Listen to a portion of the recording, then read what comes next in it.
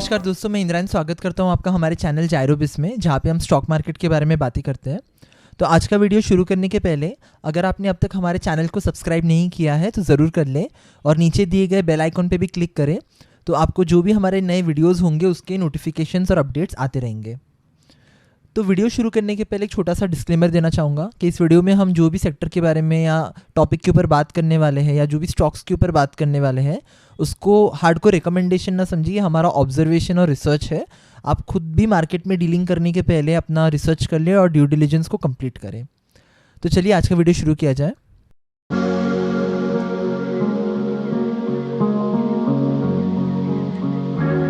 तो आज की इस वीडियो में हम बात करने वाले सेमीकंडक्टर इंडस्ट्री के बारे में। तो कोविड के बाद सेमीकंडक्टर इंडस्ट्री काफ़ी फोकस में रहा है, क्योंकि उसका एप्लीकेशंस जो है वो काफ़ी इलेक्ट्रॉनिक आइटम्स में रहता है और एक मेजर रोल उसने प्ले किया इलेक्ट्रॉनिक ग्रोथ में और डिजिटल ग्रोथ में। तो आज हम उसी के बारे में बात करने वाले हैं। तो पहले समझेंगे कि सेमीकंडक्टर्स होता क्या है।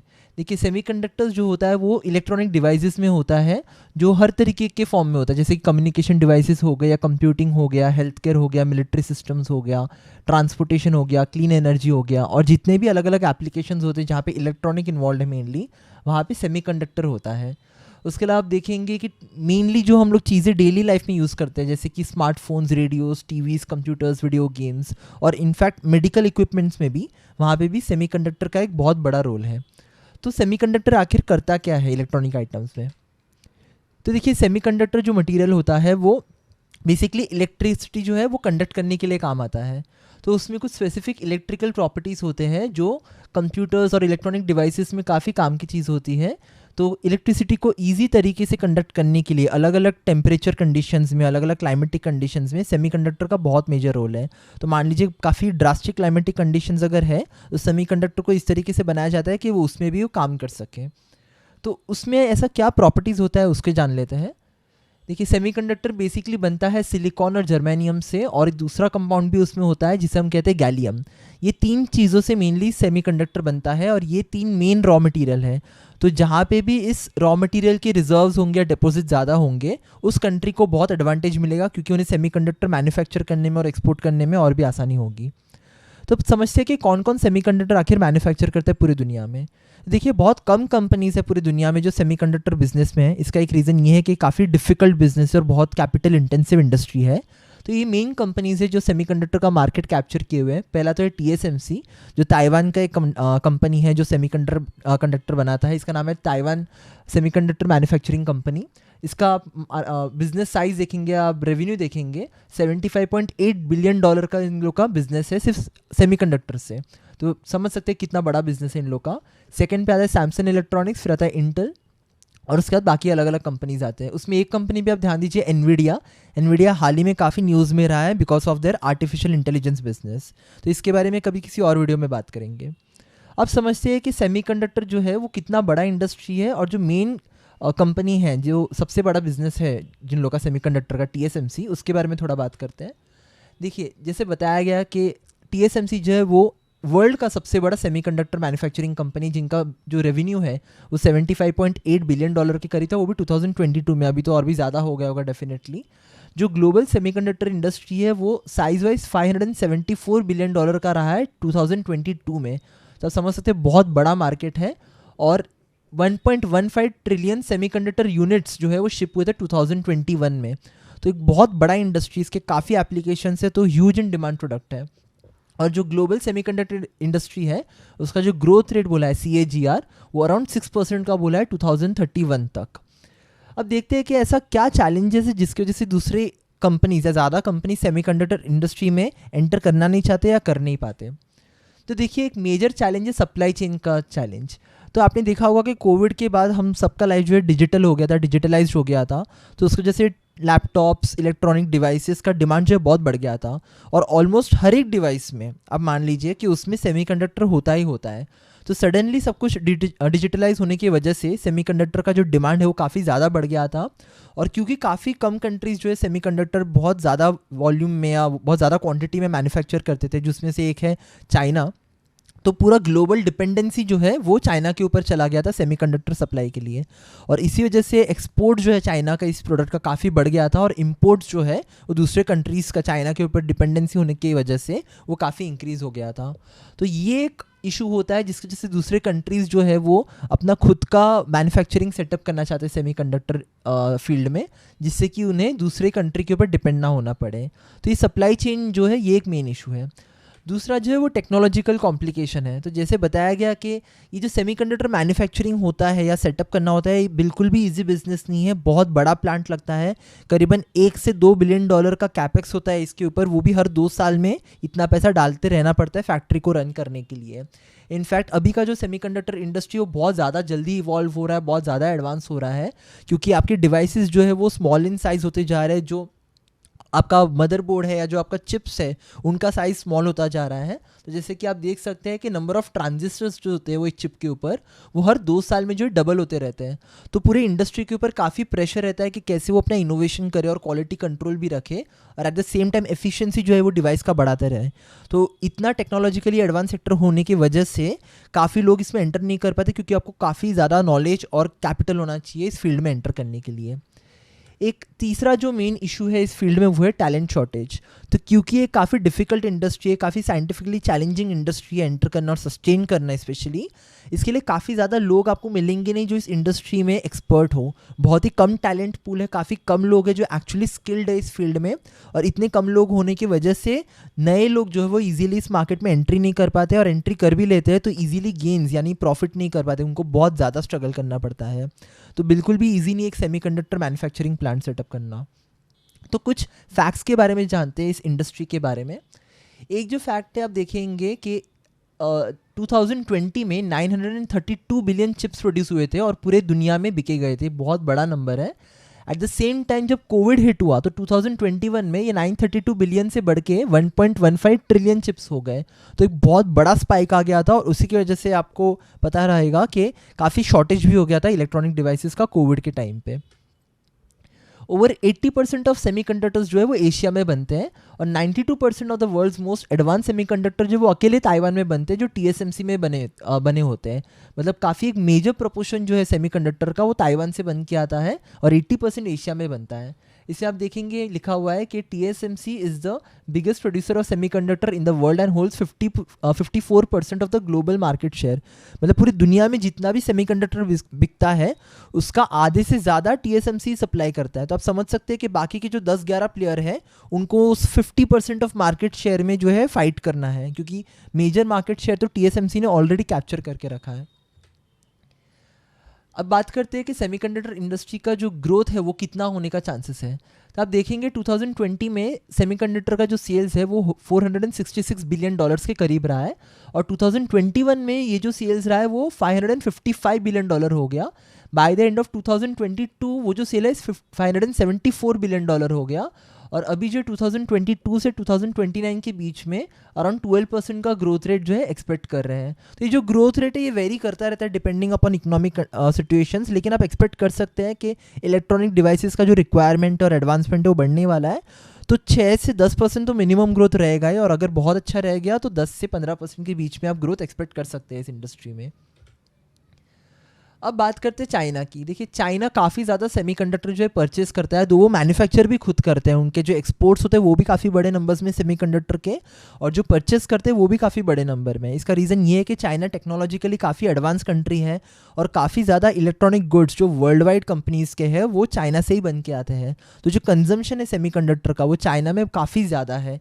इनफैक्ट आप देखेंगे यहाँ पे एक नंबर दिया हुआ है कि despite being the world's biggest importer of semiconductor, more than 60% of China's microchips wind up in products intended for overseas market. मतलब वो इंपोर्ट भी जितना करता है जब उसको ज़रूरत पड़ता है, लेकिन उसके हिसाब से वो एक्सपोर्ट्स में भी उनका काफ़ी एक बड़ा नंबर है। तो बहुत ही डिफिकल्ट है चाइना को इस फील्ड में बीट करना। अब बात करते हैं लॉन्जिटिविटी की, मतलब एक सेमीकंडक्टर या माइक्रोचिप कितने साल तक लास्ट कर सकता है। देखिए microchip can last for 50 years, मतलब एक बहुत बड़ा लाइफ स्पैन है, इजीली जो है वो ख़राब नहीं होते, काफ़ी एक लंबे टाइम तक चलते हैं। तो ये जो लाइफ स्पैन है ये आगे जाके इसका रिक्वायरमेंट जो है और बढ़ने वाला है, क्योंकि काफ़ी नए नए प्रोडक्ट्स आएंगे मार्केट में, टेक्नोलॉजिकली एडवांसमेंट बढ़ेंगे, तो डिमांड ये रहेगा कि आप जो चिप्स बना रहे हैं उनको और ज़्यादा सस्टेन करना चाहिए और ख़राब से ख़राब प्रेशर में और सिचुएशंस में उनका जो वर्किंग है वो ख़राब नहीं होना चाहिए, एफिशिएंटली काम करने चाहिए। और अब देखेंगे जितने भी एप्लीकेशंस है सेमीकंडक्टर के, आप मेडिकल डिवाइसेस बोल लो, इलेक्ट्रिक व्हीकल बोल लो, या फिर कंप्यूटर हार्डवेयर बोल लो, या कोई भी फॉर्म ऑफ इलेक्ट्रॉनिक हार्डवेयर या डिवाइस बोल लो, इनमें सेमीकंडक्टर का एप्लीकेशंस रहने वाला है। तो बहुत इंपॉर्टेंट होने वाला है कि अगर सेमीकंडक्टर ऑलमोस्ट हर दूसरे चीज़ में अप्लाई होने वाला है, गैजेट्स के फॉर्म में या कोई भी दूसरी तरीके से, तो उनका जो सस्टेनिंग कैपेसिटी है हार्श से हार्श एनवायरनमेंट कंडीशन में भी वो अच्छे से अच्छा रहे। अभी बात करते हैं कि सेमीकंडक्टर एक माइक्रोचिप बनाने में कितना टाइम लगता है। देखिए यहाँ पे जैसे दिया हुआ है कि काफ़ी महीने लग सकते हैं एक माइक्रोचिप बनाने के लिए। एक सेमीकंडक्टर का जो वेफर है, मतलब जो चिप है, वो बनाने के लिए 11 से 16 हफ्ते, मतलब करीबन 4 महीने जितने लग सकते हैं। और 500 प्रोसेस लगते हैं सिर्फ एक माइक्रोचिप बनाने के लिए, जिसमें एडवांस रोबोटिक्स यूज़ होते हैं। वो जो एयर होता है चिप फैब्स में, वो 10,000 टाइम्स क्लीन होता है। मतलब समझ सकते हैं उसका प्योरिटी कितना इंपॉर्टेंट है मेंटेन करके रखना, वरना वो जो सेमीकंडक्टर या माइक्रोचिप है वो बिल्कुल भी काम नहीं करेगा, ख़राब हो जाएगा। और इतने स्ट्रिक्ट एनवायरनमेंट कंडीशंस मेंटेन करना सबकी बस की बात नहीं, इसके लिए नई इंडस्ट्रीज़ या नए कंपनीज जो है इसमें एंटर नहीं कर पाते। अभी जो रेस है सेमीकंडक्टर इंडस्ट्री को डोमिनेट करने का, वो क्यों है? देखिए जितना डिवाइसेस का डिमांड बढ़ा है लास्ट के 2-3 साल में, और जितना डिजिटलाइजेशन बढ़ रहा है, उससे एक चीज़ सबको मालूम पड़ गया है कि आगे की जो दुनिया होगी उसमें डिजिटल मीडियम जो बढ़ने वाला है, डिवाइसेस और ज़्यादा आने वाले हैं। तो अभी मेन जो प्रोडक्ट रहेगा जिसका रिक्वायरमेंट सबको रहने वाला है as a raw material is going to be semiconductor, because आपके जो इलेक्ट्रिक व्हीकल्स है उसमें semiconductor is going to be the most important thing, क्योंकि चिप्स ही ज़्यादा यूज़ होने वाले हैं उसमें, एंड बैटरी। तो TSMC जो है वो अभी भी लीड कर रहा है पूरे रेस को, और पूरी दुनिया ये ट्राई करे कि वो कैसे अपना खुद का एक मैन्युफैक्चरिंग प्लांट सेटअप करे, जिससे कि वो TSMC और दूसरे लीडिंग कंपनीज को पीछे छोड़ सके। अभी देखिए यहाँ पे दिया हुआ है कि चाइना प्लान कर रहा है कि $161 बिलियन जो है वो इन्वेस्ट करें, जिससे कि उनको जो सेमीकंडक्टर का जो उनका रिसर्च है, उनका जो मैन्युफैक्चरिंग है, वो और भी वो बड़ा कर सके। इसके साथ यूनाइटेड स्टेट्स भी अपने एंड से स्टेप्स ले रहा है, EU मतलब यूरोपियन यूनियन भी अपने एंड से स्टेप्स ले रहा है, और इंडिया भी कुछ स्टेप्स ले रहा है, जिसके बारे में हम आगे बात करेंगे। अब बात करते थोड़ा साउथ कोरिया की। देखिए साउथ कोरिया में एक के बेल्ट सेमीकंडक्टर स्ट्रैटेजी हुआ था। बेसिकली इसमें साउथ कोरिया क्या करता है कि स्पेशली अफ्रीकन नेशंस में जो है वो डेवलपमेंट करने का ट्राई कर रहा है खुद का इन्वेस्टमेंट डाल के, और वहाँ पे जो भी रिक्वायरमेंट है इंक्लूडिंग सेमीकंडक्टर का रिक्वायरमेंट, उसे वो साउथ कोरिया फुलफिल करने का ट्राई कर रहा है, जिसमें फाइनेंसिंग भी वही करते हैं। तो ये एक स्ट्रैटेजी साउथ कोरिया ने अपनाया है, जिसमें वो बहुत ट्राई कर रहे हैं कि वो कैसे पैसा इन्फ्यूज़ करे और अपना सेमीकंडक्टर का जो बिजनेस है उसको ग्रो करे। जापान और इंडिया भी जो है उस सेमीकंडक्टर बिजनेस को बड़ा करने के लिए अपने एंड से इन्वेस्टमेंट्स कर रहे हैं।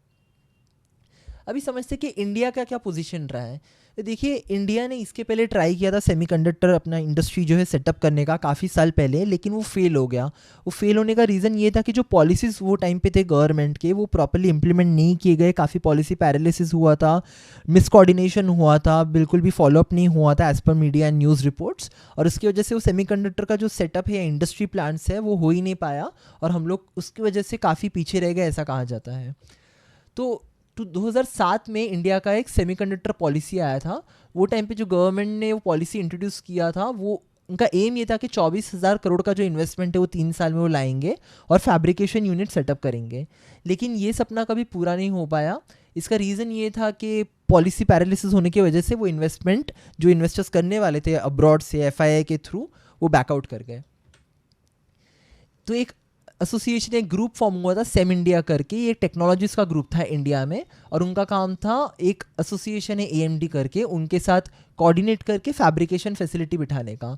इंटेल भी उस प्लान में इन्वॉल्व था, और उनका प्लान था $1 बिलियन इंडिया के मार्केट में लाने का, सेमीकंडक्टर प्लांट सेटअप करने के लिए और मैन्युफैक्चरिंग करने के लिए। लेकिन जैसे मैंने बताया डिलेज हुए थे उस पॉलिसी को पास करने के लिए, और इवेंचुअली वो प्लान कभी एग्जीक्यूट हो नहीं पाया। और इस गवर्नमेंट ने एक सेमीकॉन इंडिया 2023 स्टार्ट किया है। इनका भी ये पर्पस है कि इंडिया में जो है सेमीकंडक्टर प्लांट हो सेटअप किया जाए और हम लोग सेल्फ डिपेंडेंट बने। फिलहाल जो है ये गवर्नमेंट से भी जो है थोड़े हिकअप्स आ रहे हैं, प्लान्स इजीली एग्जीक्यूट हो नहीं रहे हैं, पॉलिसी इश्यूज़ यहाँ पे भी आ रहे हैं, लेकिन कोशिश जारी है, होपफुली वो क्लियर हो जाएगा। तो ये एक इंटेंशन रहा है सेमीकॉन इंडिया का, जो अभी गांधीनगर में हुआ था 2023 में, कि पॉलिसी हर्डल्स जो हम लोग क्लियर करें, आगे बढ़े, और सेमीकंडक्टर हम इंडिया में भी लार्ज स्केल में मैन्युफैक्चर करना शुरू करें। फिलहाल जो है हम टेस्टिंग फेज में एंट्री कर रहे हैं, जहाँ पे हम सिर्फ टेस्ट करेंगे, लेकिन मैन्युफैक्चरिंग प्लांट सेटअप करना एट अ हाई स्केल वो अभी भी स्टिल जो है वो पॉलिसी मेकिंग में चल रहा है।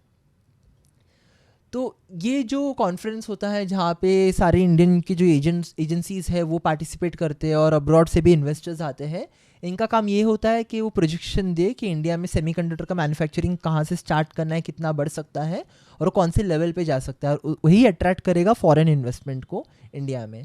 तो हम लोग एक्सपेक्ट कर रहे हैं कि ये जो सेमीकंडक्टर का जो ग्रोथ है वो $55 बिलियन तक राइज हो जाएगा 2026 में फॉर इंडिया। अभी इंडिया का जो सेमीकंडक्टर इंडस्ट्री आप देखेंगे उसके एप्लीकेशंस जो है हमारे यहाँ पे स्मार्टफोन्स में होंगे, वेरेबल आइटम्स में होंगे, इलेक्ट्रॉनिक डिवाइसेस में, ऑटोमोबाइल में होंगे, आईटी सेक्टर में होंगे और डेटा स्टोरेज में होंगे। तो 19% का ग्रोथ रेट प्रोजेक्ट कर रहे हैं सेमीकंडक्टर का इंडिया के लिए।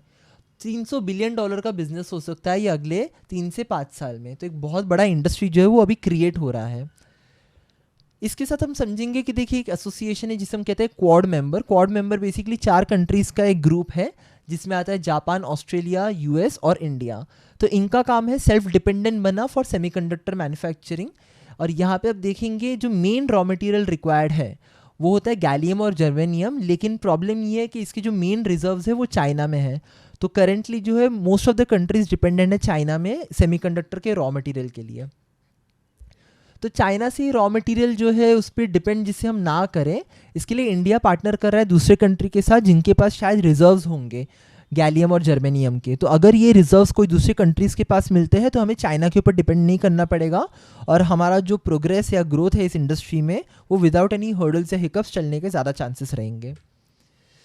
तो ये जो सेमीकंडक्टर इंडस्ट्री है देखिए इसमें 4 मेन फाउंडेशन है। अगर आप 4 चीज़ को अच्छे से सेटिस्फाई कर सकते हैं तो आप इस इंडस्ट्री में ग्रो कर सकते हैं। एक तो ये रॉ मटेरियल, दूसरा है फाउंड्री जहाँ पे फैक्ट्री होता है बेसिकली जो मैन्युफैक्चर करता है, दूसरा होता है फैबलेस डिज़ाइन, मतलब जो आपका डिज़ाइन एस्पेक्ट है वो कंप्लीटली सेटिस्फैक्ट्री होना चाहिए विदाउट एनी इनएफिशिएंसीज, और जो पैकेजिंग है क्योंकि it's a very sensitive item, आपको काफ़ी केयरफुली इसको पैकेज करना पड़ता है, एक्सपोर्ट करना पड़ता है क्योंकि ये काफ़ी स्मॉल इन साइजेस होते हैं एंड इजीली डैमेज हो सकते हैं। तो इसका एनवायरमेंटल कंडीशन है, टेम्परेचर कंडीशंस भी प्रॉपरली मेंटेन होना चाहिए।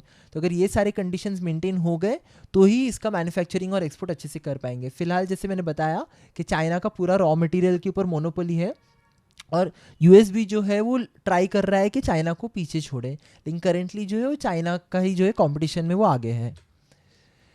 अभी स्टॉक्स की अगर हम बात करेंगे कौन से स्टॉक्स हैं जिनको आपको ध्यान पे रखना चाहिए अगर आपको सेमीकंडक्टर फील्ड में इन्वेस्ट करना है इन स्टॉक मार्केट, तो आप इन 5 कंपनीज के ऊपर ध्यान रख सकते हैं।